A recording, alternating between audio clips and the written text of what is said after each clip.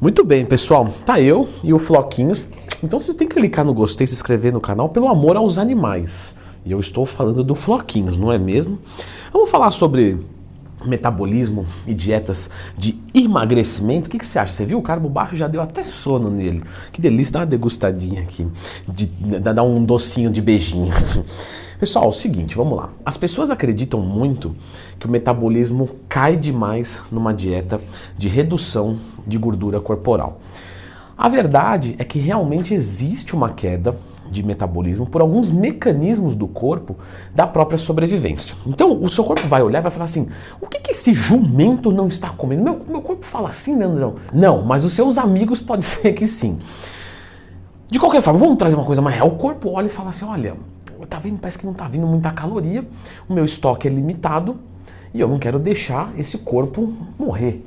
Então, para isso, eu vou diminuindo o meu metabolismo para equilibrar. Só que, na verdade, o seu metabolismo ele vai cair por outros motivos. Por exemplo, quando você baixa o carboidrato da sua dieta, realmente há essa leitura do corpo de redução de taxa metabólica basal. Porém, o seu metabolismo, a sua taxa metabólica basal, ela não despenca tão rapidamente assim.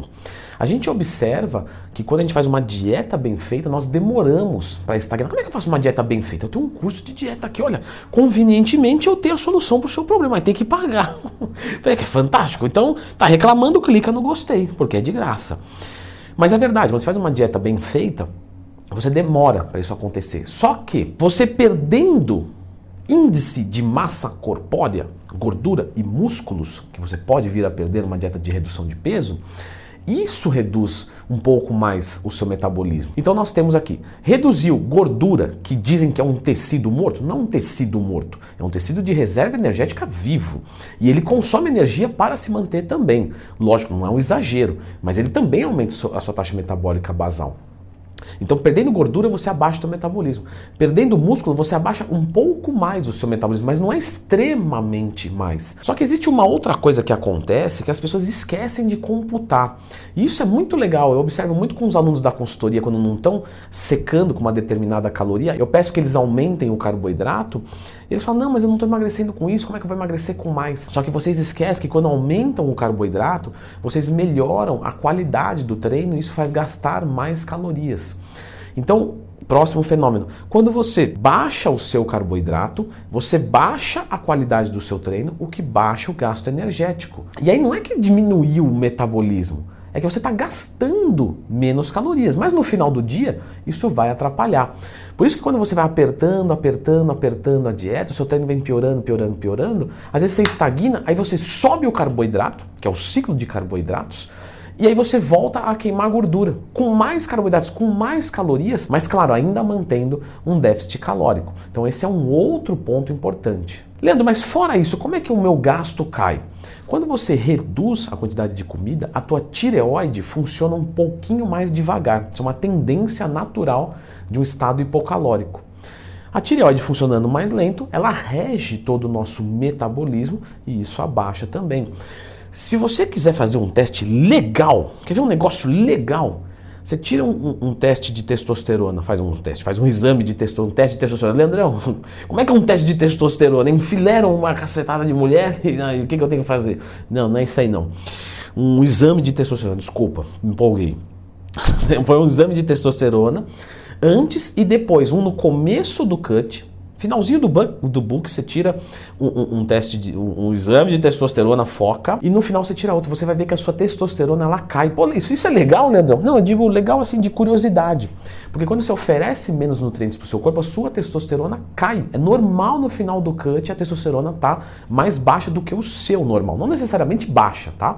Mas um pouco mais baixa. Por isso que muita gente no final do cut sente queda de libido. Não só pela testo, mas pela baixa energia como um todo. É verdade. De qualquer forma, essa diminuição de testosterona abaixa o seu metabolismo também. Só que o grande ponto é que nós temos boas pesquisas que mostram que o principal que você para de perder peso não é pela baixa do seu metabolismo, e sim pela perda da sustentabilidade na própria dieta. Porque quando você reduz tecidos, você aumenta o mecanismo de fome. E aí você começa a fazer pequenas sabotagens que às vezes são invisíveis. Então, sei lá, no começo da dieta você estava 100%. Depois você já começa a chupar uma balinha, a mascar um chicletinho. Ah, mas é pouquinho, né? Não, beleza. Mas aí você começa, se você não pesa a tua comida, a errar para mais. O que era 200 gramas de arroz vira uns 230, porque instintivamente a gente coloca mais porque está com fome. A gente começa a dar uma beliscadinha. Ah, você viu como eu estou secando legalzinho? Ah, só comer um pedacinho disso aqui não vai ter problema, um quadradinho de chocolate. Só que todas essas coisas enfileiradas, no final do dia, faz diferença. Um outro ponto é que tem pessoas que começam a colocar muita salada, legume, verdura, e tá tudo bem, tá tudo bem. Só que se você está estagnado, tudo que passa pela tua boca você deve calcular. Tudo, Leandrão, tudo que é comestível, tá? Então, comeu ali um pepino, meu, calcula. Não, mas é irrelevante. Calcula, porque numa dieta cut no finalzinho, a gente realmente sente muita fome e acaba às vezes comendo tanto. E aí, a somatória de comer muita salada, pequenas furadinhas e também quando você vai fazer uma refeição livre. E aí a pessoa está com tanto apetite que na refeição livre ela come muito a mais.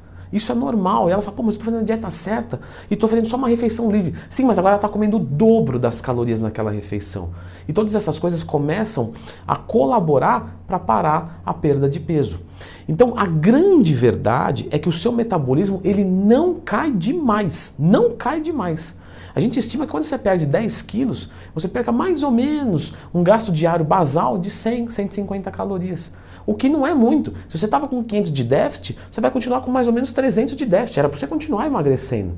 Só que aí você começa a comer alguma coisa a mais, fazer um dia do lixo um pouco a mais, e isso no final das contas equilibra e zera. Então se você está estagnado, você, primeiro ponto de tudo, contabiliza tudo 100%. Tenha absoluta certeza do que você está ingerindo. Até mesmo como você está cozinhando o alimento. Está colocando um pouquinho de azeite no arroz? Tem que contar isso, porque o arroz vai absorver esse azeite e você vai absorver o arroz com azeite. Então isso vai fazer diferença. No começo não faz, porque é mais grosseiro, mas mais pro final sim.